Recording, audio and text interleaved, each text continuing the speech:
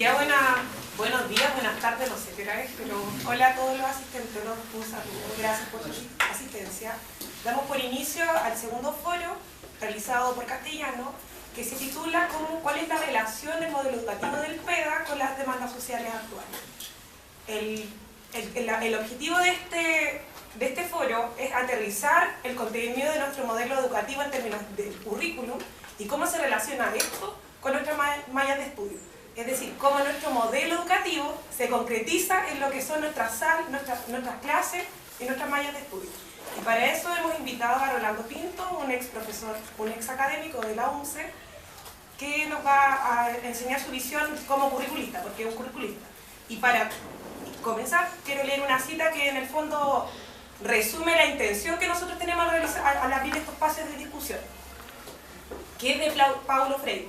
Dice: y cuando uno se pregunta, ¿qué hago yo como profesor? ¿A favor de quiénes trabajo? ¿A favor de qué trabajo?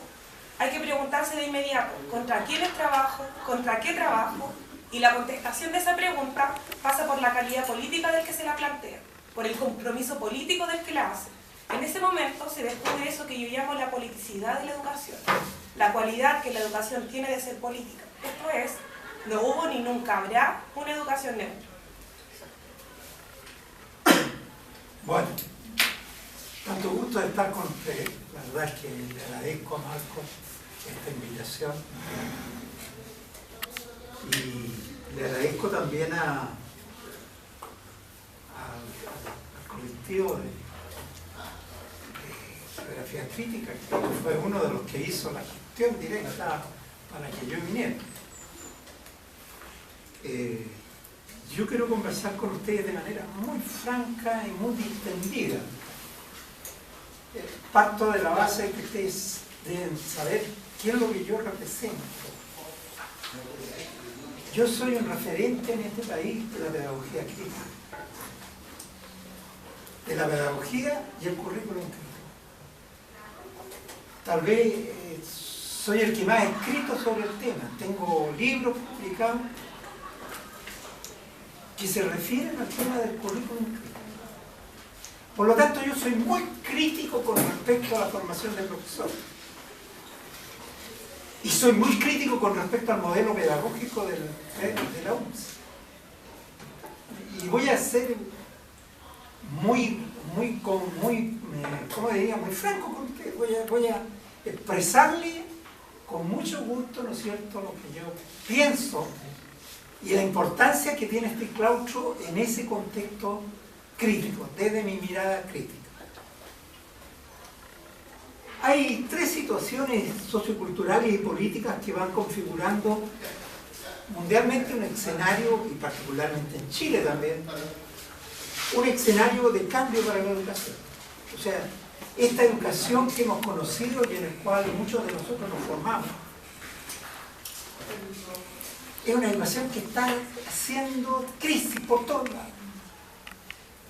Este paradigma centrado en lo que es la transmisión de saberes cristalizados, organizados en multidisciplinas o en disciplinas, está muriendo a nivel del mundo y en algunos países ya no se trabaja más dentro de esa perspectiva. Entonces, hoy día el gran tema es que mientras sigamos en esa mirada, en ese paradigma que yo llamaré técnico-instrumental, de racionalidad técnica e instrumental, porque es un modelo educativo que se adecua al sistema capitalista, que es funcional al sistema capitalista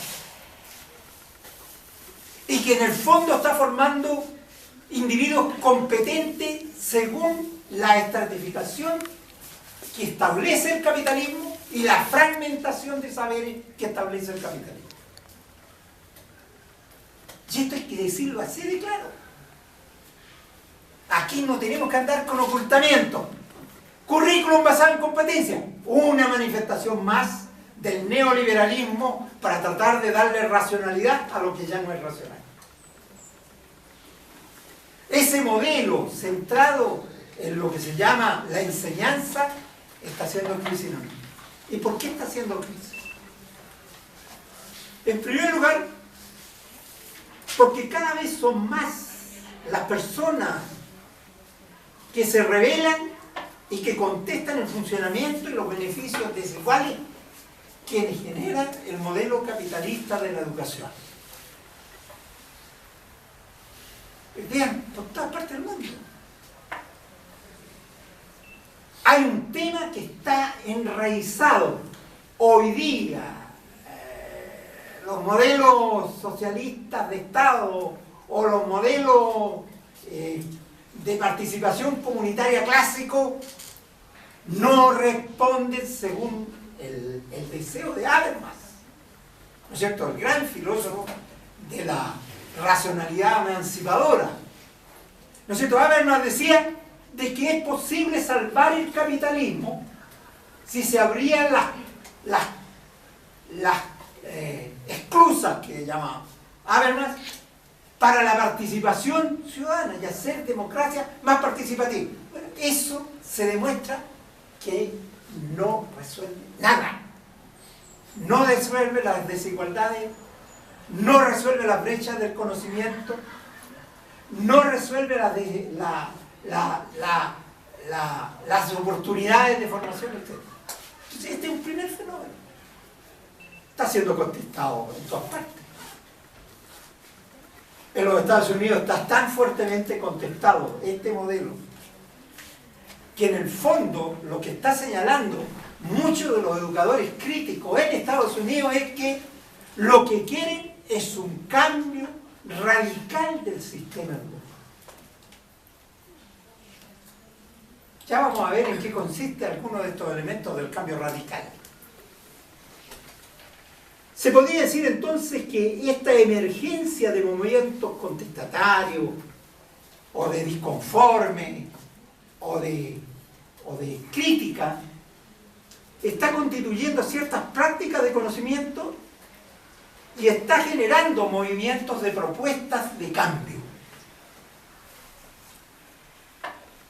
Sin ir más lejos, no olvidemos lo que fue el 2011 en Chile. El movimiento estudiantil no encontraba absolutamente nada bueno de todo lo que estaba instalado en el sistema educativo chileno. Hoy día estamos en un peligro.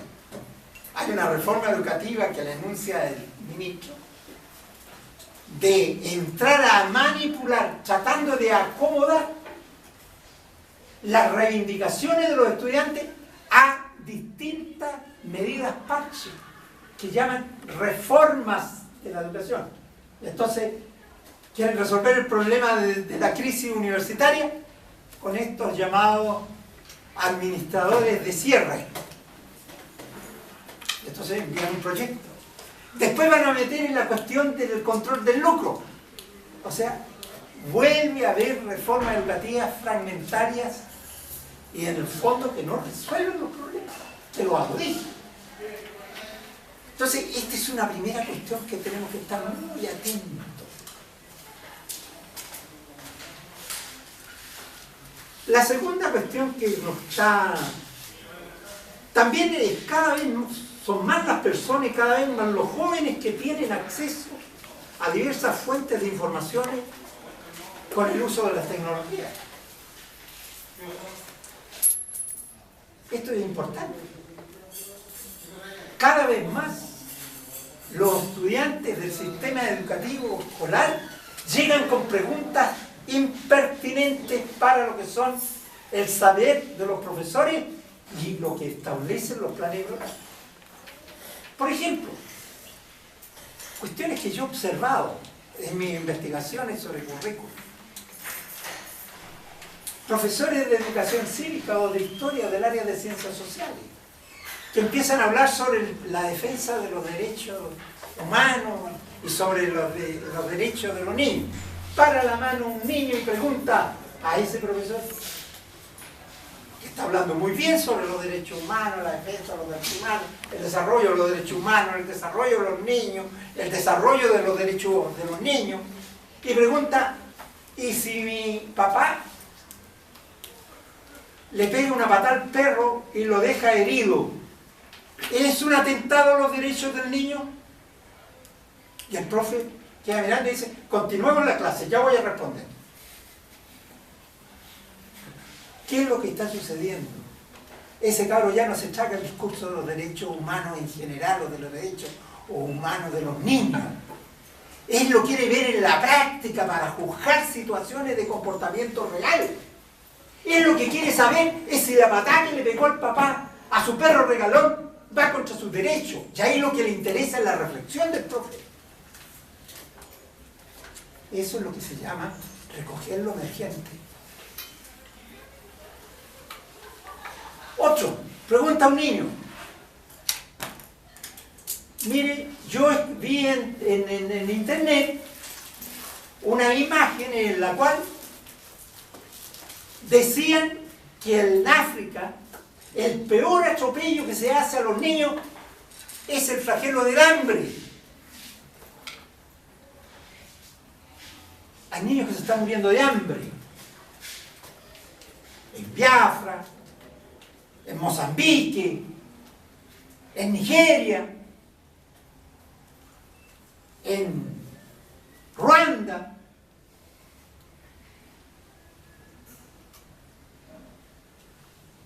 ¿Qué opina usted, profe? El hecho que en Chile tengamos niños que no comen su comida a la hora y de acuerdo a los nutrientes necesarios, ¿es ir contra los derechos de los niños? Y el profe responde, ya vamos a responder esta pregunta, retiénela, anótala y sigue su clase. ¿Qué es lo que hay ahí? Hay un saber emergente. Hay un saber emergente que va surgiendo. Pero lo más interesante es que se están formando redes sociales de conocimiento.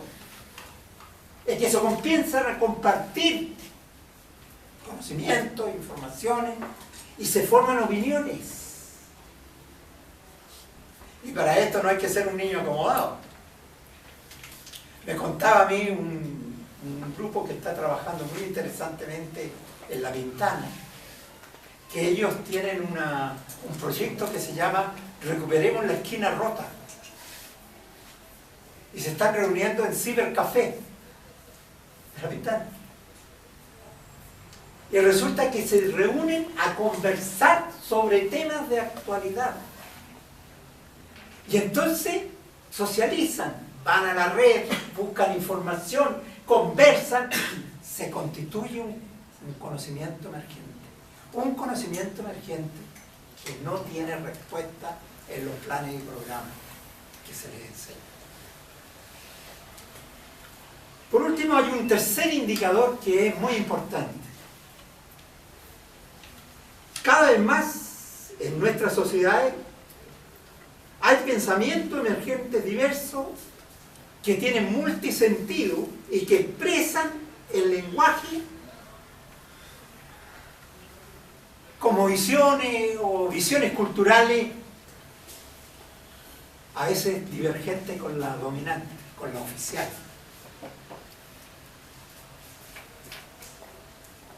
Por ejemplo, relatos sobre la historia.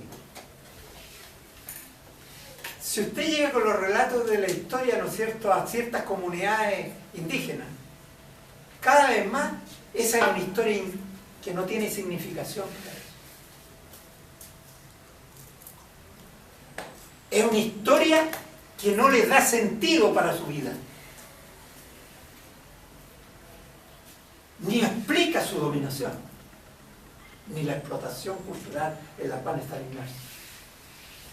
Para muchos estudiantes inmigrantes, sobre todo peruanos, fíjese que yo estoy dirigiendo una tesis de doctorado de justamente un tema que es muy interesante, que es el tema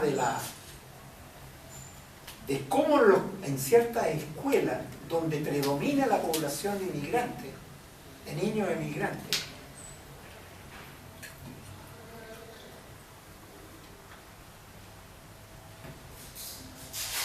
se está trabajando el tema de la multiculturalidad.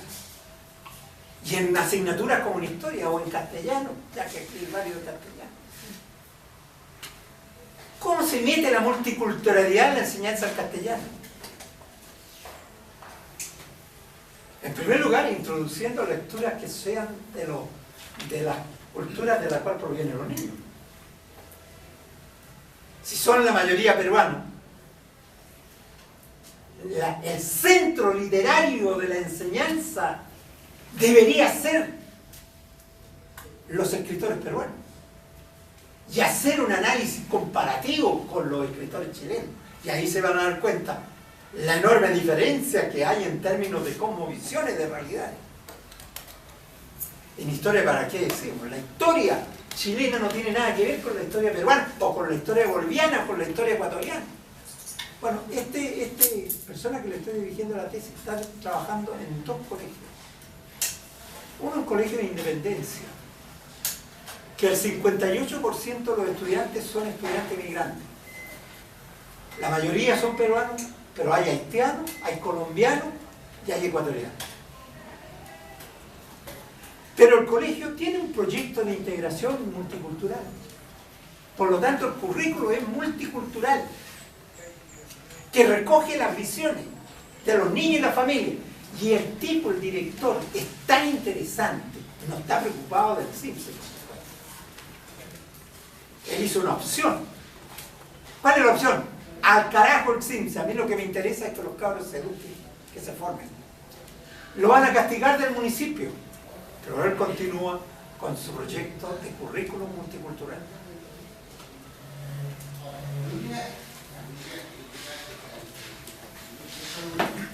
¿Qué es lo interesante en este colegio? Que hay un proyecto.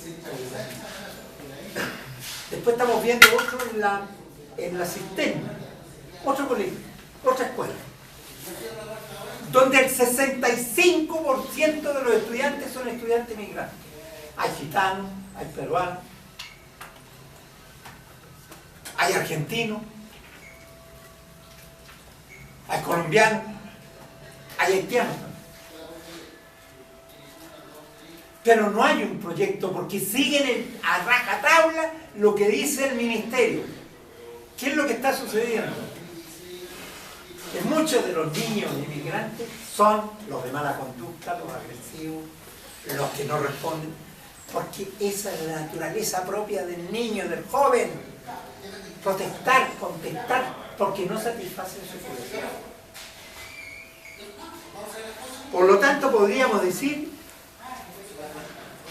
que las motivaciones hoy día con la cual los estudiantes llegan a recibir el sistema educativo ya tienen mucho aprendizaje previo.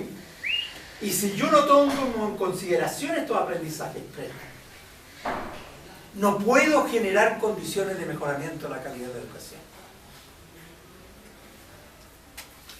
Todos estos temas nos están llevando a visualizar un cambio paradigmático de la educación.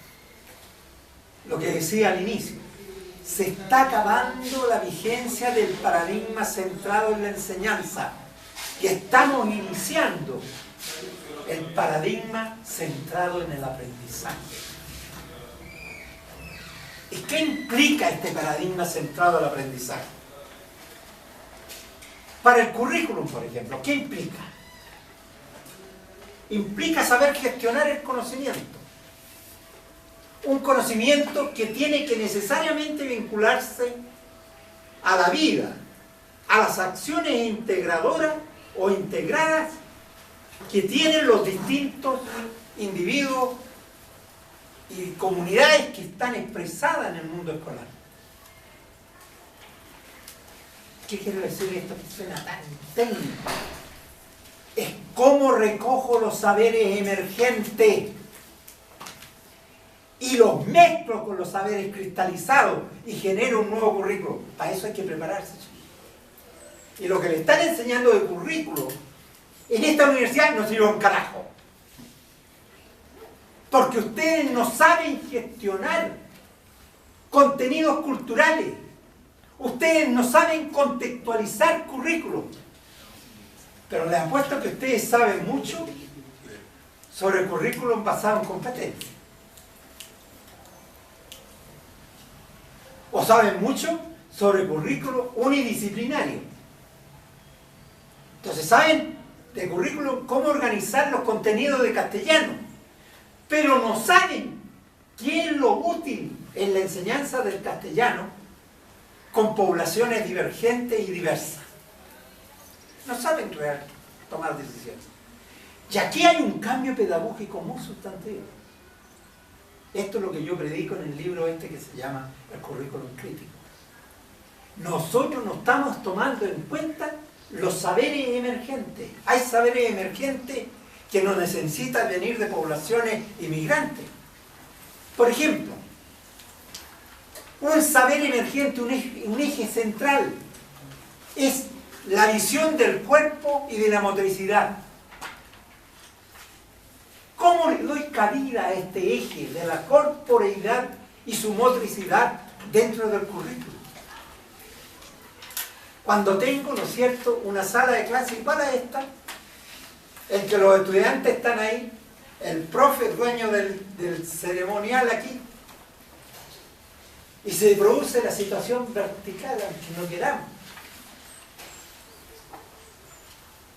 Aunque tengamos buen carácter, como digo yo, el profe simpático, el profe que cuenta la anécdota, el profe que establece relaciones, pero en el fondo no cambia la relación de poder. Y en el currículo hay que hablar de estas cuestiones, de estas relaciones.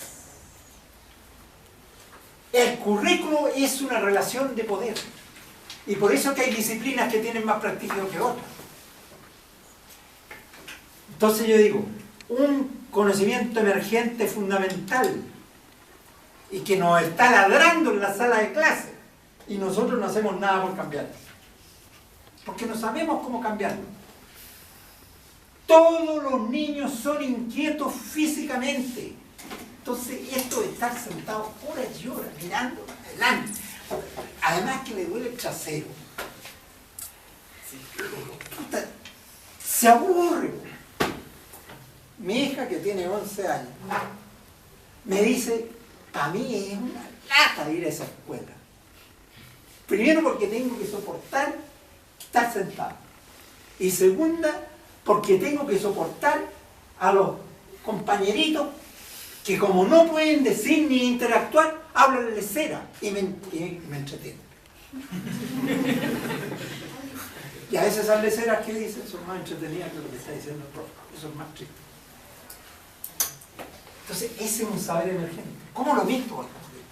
Otro saber emergente.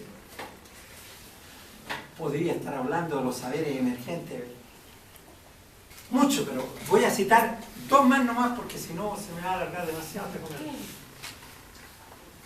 El saber emergente de lo que es la historia y las vivencias familiares y comunitarias. ¿Cómo meto este saber al currículum?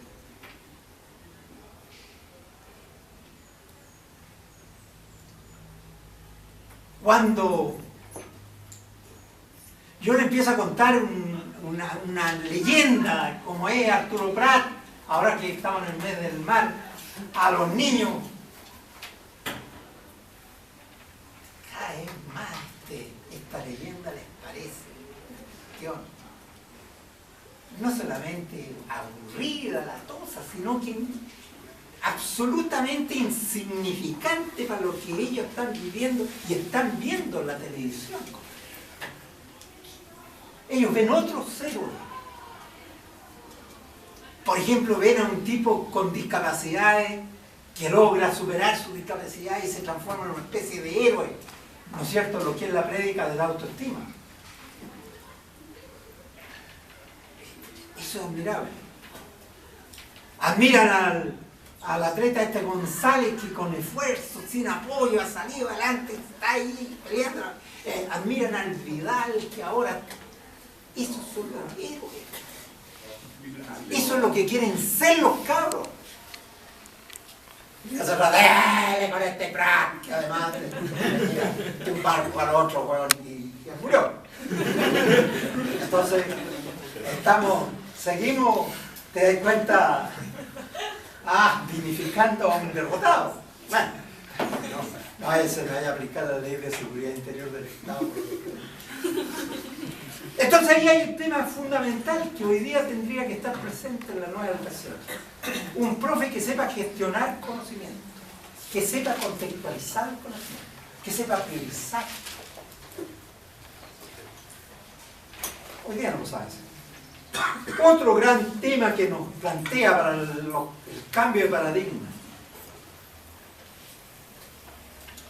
Hay nuevos ciclos de conocimiento centrado en el aprendizaje que se comienza a dar en la sala de clase. Por ejemplo, el chico o la chica ya no le interesa el puro cuento, sino que le interesa que se lo contextualice. Le interesa que se lo resignifique. Y le interesa criticar esa cuestión. Por ejemplo, la figura de Pratt hay que hacerla pedazo en la crítica. La figura de O'Higgins hay que hacerlo pedazo, desmistificar. Y ese proceso de desmitificación es parte del ciclo del conocimiento. Como también hay que desmitificar las experiencias vitales que tienen los niños. Porque de repente, ¿no es cierto?, tienen experiencias como que los negros son hediondos. ¿No es cierto? Con los haitianos tienen ellos la experiencia de contacto y dicen, los haitianos andan olor a fritura.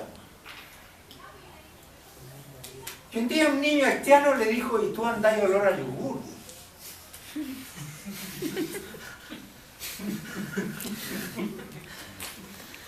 ¿Cómo trata esos temas? Esos temas que están en la cotidianidad y que se presentan como factores discriminatorios.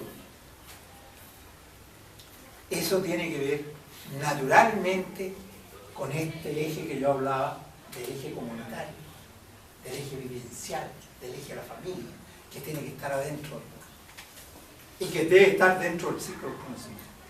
Un tercer elemento es la evaluación. Nosotros seguimos pegados ahí en la evaluación, que la evaluación es para calificar logros del estudiante con respecto a lo que se le enseña. Y seguimos pegados en ese patín. Y entonces seguimos haciendo las pruebas y los controles de lectura y toda esa porquería que nos sirve para un carajo, porque resulta de que el tipo calienta para dar una buena prueba, pero en el fondo lo que le queda de eso es muy poco, porque tiene que ver con un sentido de continuidad y de entusiasmarse con lo que aprende.